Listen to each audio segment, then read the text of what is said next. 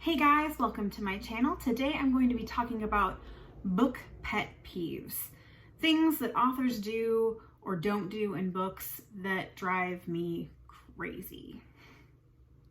The first thing on our list is when the main character, which most of my main characters are female that I read, is a jerk for no reason. Like, she's just rude or arrogant for no reason. And that's happened in a couple of books I've read. I just don't get that. I don't understand the purpose of it. I mean, I guess it can make for a good character arc, to, character development and growth, but overall I don't like it. I don't appreciate it. I think that oftentimes there's nothing redeeming about them except for their partner, their whoever they end up with, because it's usually that they're ending up with someone, because that's just the kind of stories I end up with, or their best friend. Like, their only redeeming quality is they're friends or in love with someone who is a better person than they are. My second pet peeve is when the guy is arrogant for no reason. And then they don't change. They're just rude through the whole book.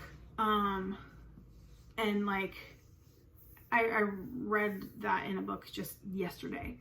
The guy spent the entire book repeating over and over again, I'm gonna break you. I'm gonna make you bend to my will, or whatever. I don't know. Just don't like it. I don't like arrogance. I mean, sometimes it can be a little hot, like, to have him be like, I'm this big tough guy and you're the only one who can see through or get through my tough exterior and make me feel things. That's sweet. But when he's just a jerk even to her, I don't like it. Don't do it. Please don't do it. I don't like it. The next thing I hate is conspiracies. Not like conspiracy books or theories, but when something happens and the main character gets blamed for it and she can't get her way out of it and everyone turns against her or him or whatever. It's usually a female for me, like I said. I don't like that. I don't like it in movies either, when everything's going against the main character, like they're just everything is against them. I don't like it. It makes me uncomfortable. I have a huge empathy factor. I empathize with characters. I bawl in every movie that has a sad scene. I don't read books where there is a sad scene if I can help it, especially if a dog passes away. Like, my husband keeps trying to get me to read or watch. My husband keeps trying to get me to watch that Keanu Reeves movie. I don't remember what it's called. But I guess, like, his dog gets murdered and that's why he goes on a rampage. And like, I don't like it. I don't do conspiracies where everyone's against people, because it bothers me. It triggers me. Triggers my empathy. I don't like it. Don't do it.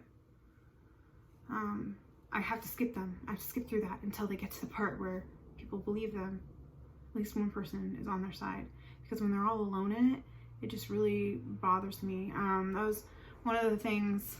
I mean, it wasn't as bad. They did a really good job in, J.K. Rowling did a really good job of it when in the Wizarding Cup, whatever, I don't remember what book that is,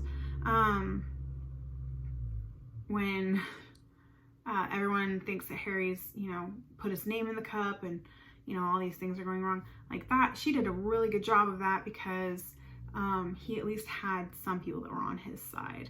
He wasn't completely alone. He still had people who loved him, even if his best friend was a jerk. So, biggest pet peeve. That's probably the worst one for me, is when everyone's against the character, and it's hard for me to read that stuff. I cannot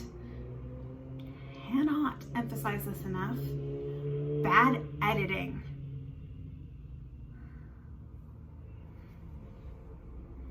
For instance, just misspelled words every once in a while. I I kind of get, you know, if there's like 3 or 4 words in the book, fine. If a phrase is repeated more than twice, that is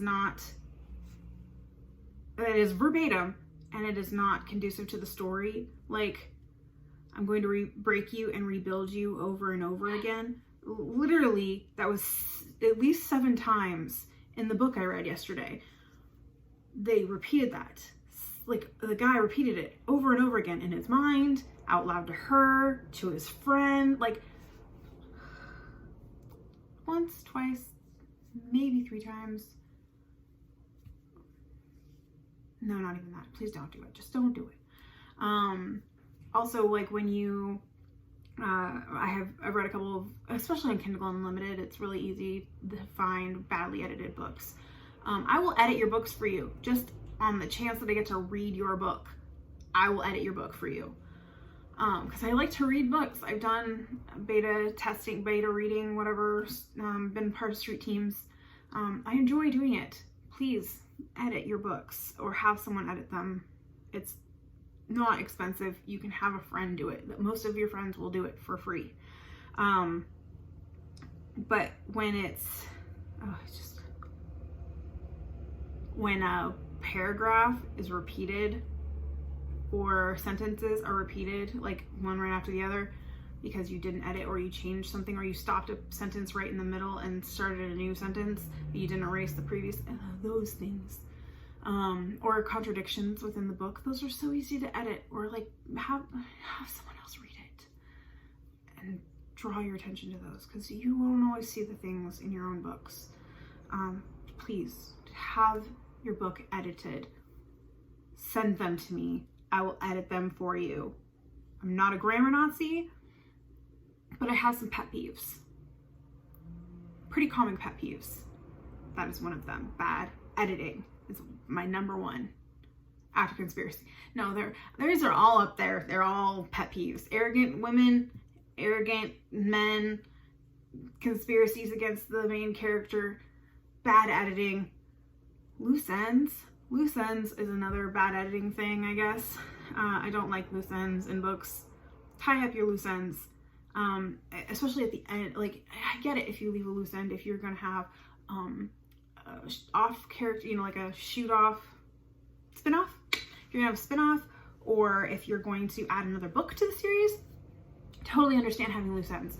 If you get to the end of your series and you are never going to write in that series again, please tie up your loose ends for the love of all that is book. Please.